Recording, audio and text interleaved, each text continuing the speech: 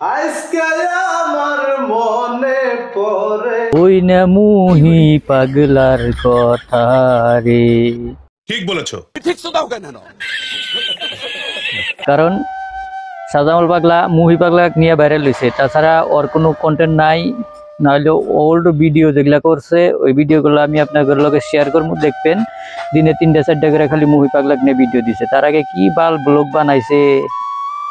ঘটনা হয়েছে একজনের নাম ওলি আর একটা নাম আহে কিবা করে, যেমন কইবার গেলি মহাত্মা গান্ধী গুলি করে মারছে নাথুরাম গডস, মহাত্মা গান্ধীর নাম আহার লগে লগে নাথুরাম গডসের কথা আয়া পড়বো।